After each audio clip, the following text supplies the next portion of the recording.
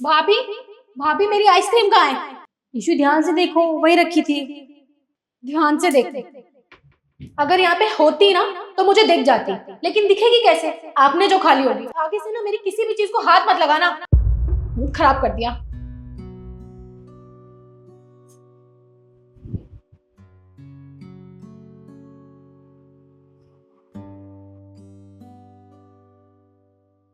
शिखा, तू उसकी इतनी सुनती क्यों है?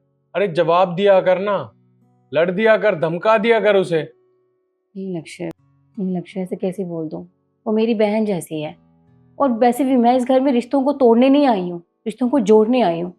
और जानती हूँ मेहनत लगेगी, थोड़ा वक्त लगेगा, लेकिन देखना एक दिन ना सब कुछ ठीक हो जाएगा।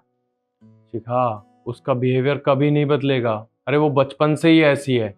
अरे तू उससे बड़ी है, अगर तू उसे धमका देगी या लड़ देगी तो कुछ नहीं होगा। लक्ष्य, हर बार चीजों को ठीक करने के लिए लड़ा नहीं जाता। और जब धागे उलझे होते हैं ना, तो उन्हें सुलझाया जाता है, उन्हें यूं ही नहीं छोड़ दिया जाता।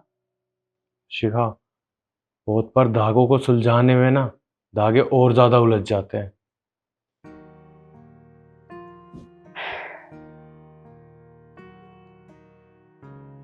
मम्मी, देखिए मेरा बहुत मुश्किल से उस कॉलेज में नंबर आया और मैं नहीं चाहती कि वो चांस मेरे हाथ से रह जाए। प्लीज आप कुछ तो कीजिए, कहीं से तो पैसों का इंतजाम कीजिए प्लीज मम्मी।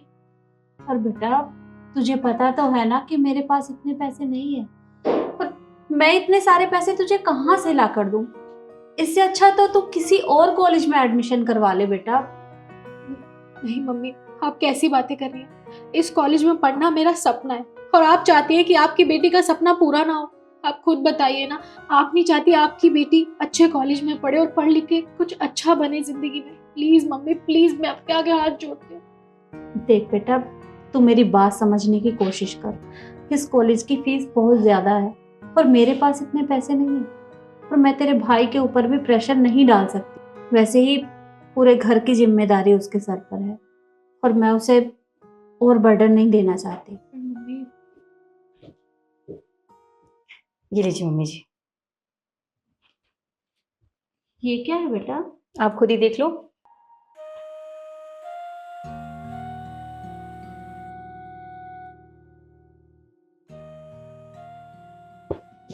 इतने सारे पैसे? इतने सारे पैसे तेरे पास कहाँ से आए? मम्मी जी, वो क्या है ना, ये मुझे घर के खर्चे के लिए थोड़े बहुत पैसे देते हैं। उसमें से मैं हमेशा थोड़े बहुत बचा के रख लेती हूँ, ताकि हमारे किसी काम आ जाए। और मुझे नहीं पता था कि ये इस तरह से काम आएंगे। और अच्छी बात है ना, ईशु को तो वैसे भी पैसों की जरूरत थी। तो लीजिए, मुझे लगता है ये पैसे ईशु के लिए सेव हो रहे थे। अब ईशु के काम आएंगे। पर बेटा, ये तेरे पैसे हैं, ये तेरे काम आएंगे। देख, ईशू का एडमिशन मैं किसी और कॉलेज में करवा दूंगी। तू ये पैसे अपने पास रख। देखा मम्मी जी, आपने मुझे पल में पराया कर दिया ना। अरे मैं आपकी बहू हूँ और ईशु की भाभी।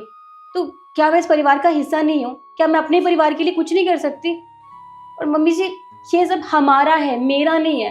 तो आप प्लीज ये पैसे ईशु को दे दीजिए, उसके काम आ जाएंगे। मुझे बिल्कुल भी बुरा नहीं लगेगा, कि मुझे तो खुशी होगी ये पैसे हमारे काम आ सकें।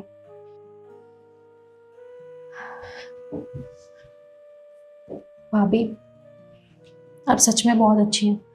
मैंने आपके साथ कैसा व्यवहार किया और आप फिर भी मेरी मदद कर रही हैं। कोई बात नहीं ईशु, तुम्हें गिल्टी फील करने की जरूरत नहीं है। और देखो, तुम तो मेरी छोटी बहन जैसी हो, और बहनों में तो आखिरकार लड़ाइयाँ होती रहती हैं। अब इसका मतलब ये थोड़ी ना कि वो रिश्ते तोड़ देंगे।